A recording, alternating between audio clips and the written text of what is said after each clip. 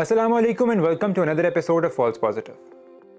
पाकिस्तान के foreign reserves जुलाई 15 के मुताबिक 9.3 बिलियन डॉलर्स के ऊपर हैं। किसी भी मुल्क के फॉरेन रिजर्व्स उस मुल्क की आलमी मंडी में प्रेजेंस का बायस होते हैं। अगर आपको ये मालूम नहीं कि फॉरेक्स क्या है तो हमारी इस मौजू पर मौजूद वीडियो ज़रूर देखिए। ना सिर्फ फॉरेन रिजर्व्स एक मुल्क की इंपोर्ट्स के लिए पे करते हैं बल्कि साथ ही साथ उसका कर्ज उतारने और उसकी करेंसी को स्टेबलाइज करने का भी काम करते हैं।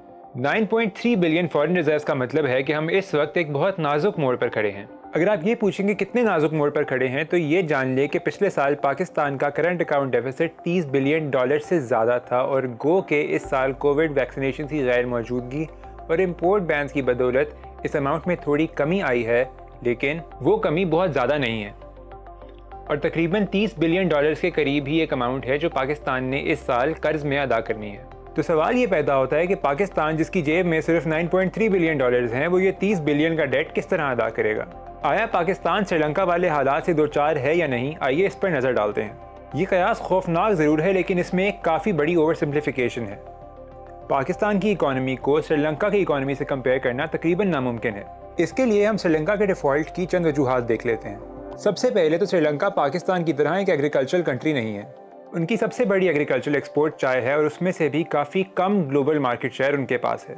इसके अलावा रबर, कोकोनट और कुछ टेक सर्विसेज को छोड़कर उनकी दूसरी बड़ी एक्सपोर्ट टूरिज्म है। कोविड-19 के बाद से श्रीलंकन टूरिज्म में काफ़ी कमी देखने में आई। टूरिज्म कम होने की वजह से मुल्क की इनकम भी कम हो गई। कम इनकम के बायस करंट अकाउंट खसारा जब बढ़ा तो हुकूमत ने इंपोर्ट्स को कम करने का सोचा। ऐसे में उन्होंने फॉरेन केमिकल फर्टिलाइजर के ऊपर भी बैन लगा दिया, जिससे श्रीलंका में रही सही फसलों का भी बुरा हाल हो गया। साथ ही उनकी हुकूमत ने रिजर्व्स ना होने के बावजूद पॉलिटिकल रीजंस की वजह से 2019 के आखिर में अवाम को टैक्स कट्स फराहम किए, जिससे उनकी इनकम मजीद कम हो गई। श्रीलंका जिसका फॉरेन रिजर्व इस वक्त तकरीबन 300 मिलियन डॉलर से भी कम है, कुल मिलाकर तकरीबन 51 बिलियन डॉलर्स का मकरूज है। मई 2022 में श्रीलंका ने जब पहली दफ़ा अपनी लोन रीपेमेंट के ऊपर डिफ़ॉल्ट किया तो मुल्क के पॉलिटिकल और इकोनॉमिक क्राइसिस मजीद संगीन हो गए। एक मुल्क अगर लोन रिपेमेंट पर डिफ़ॉल्ट कर जाए तो ना सिर्फ उसके लिए फाइनेंशियल इंस्टीट्यूशन से बेल आउट सिक्योर करना मुश्किल हो जाता है बल्कि इन्वेस्टमेंट सेंटिमेंट और करेंसी वैल्यू भी गिर जाती है। एक और बात यह कि श्रीलंका के लोन्स में एक बहुत बड़ी परसेंटेज कमर्शियल लोन्स की भी है और यही वो लोन्स थे जिन पर श्रीलंका ने डिफ़ॉल्ट किया। अब आप सोच रहे हैं कि पाकिस्तान में भी तो यही हो रहा है, तो ये मुकम्मल तौर पर दुरुस्त नहीं है। सबसे पहले तो ये कि पाकिस्तान श्रीलंका से काफ़ी बड़ी इकॉनमी है जिसका एक्सपोर्ट पूल श्रीलंका से काफ़ी ज़्यादा बड़ा है और इसकी ग्रोथ भी श्रीलंका से ज़्यादा है। दूसरा ये कि अगर पाकिस्तान के फॉरेन डेट्स को कैटेगराइज किया जाए तो पाकिस्तान के फॉरेन क्रेडिटर्स रफली 3 कैटेगरीज में फॉल करते हैं। एक है फ्रेंडली कंट्रीज़, दूसरे हैं मल्टीलैटरल फाइनेंशियल इंस्टीट्यूशंस जैसे IMF, ADB, वर्ल्ड बैंक वगैरह और तीसरे हैं प्राइवेट या कमर्शियल इन्वेस्टर्स। पाकिस्तान के लोन की श्रीलंका के मुकाबले में एक बेहतर बात यह है कि हमारा कमर्शियल लोन उनसे काफ़ी कम है। इनफैक्ट अगर इसको पाकिस्तान के टोटल फॉरेन डेट के मुकाबले में देखा जाए तो ये पाकिस्तान के फॉरेन डेट का तकरीबन 16% है और इसमें से इस साल अदा की जाने वाली रकम तकरीबन 3 बिलियन डॉलर से करीब है।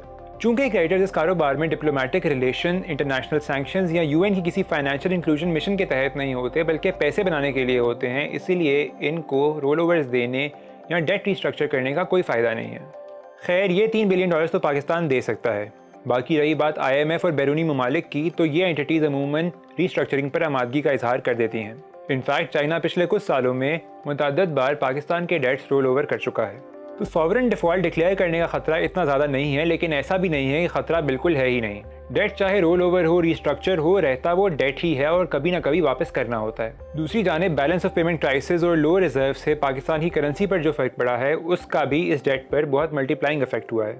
इस सब में महंगी इंपोर्ट्स जो अभी भी हमारी एक्सपोर्ट से ज़्यादा हैं इस इकॉनमी के लिए एक बड़ा धचका तब साबित होंगी जब इंपोर्ट बिल सामने आएगा। अब पाकिस्तान को ना सिर्फ एक मॉनेटरी रिफॉर्म की ज़रूरत है बल्कि एक मुतहरिक एक्सपोर्ट पॉलिसी और गोल सेट करने की भी, और ये सब माजरत के साथ इस पॉलिटिकल म्यूजिकल चेयर में मुमकिन नहीं है। अगर ये मुल्क इसी तरह चलता रहा जिस तरह चल रहा है तो वो वक्त वाकई दूर नहीं जब डिफ़ॉल्ट पाकिस्तान के लिए इनएविटेबल हो जाए। फॉर स्टार्टर्स, अगर फुर्सत मिलने पर स्टेट बैंक का एक गवर्नर ही लगा दिया जाए तो इस हुकूमत का पाकिस्तान के लोगों पर एक बहुत बड़ा एहसान होगा। याद रखिएगा, ये सब डॉलर का चक्कर है। अपनी राय से हमें कमेंट्स में ज़रूर आगाह कीजिए। अल्लाह हाफ़िज़।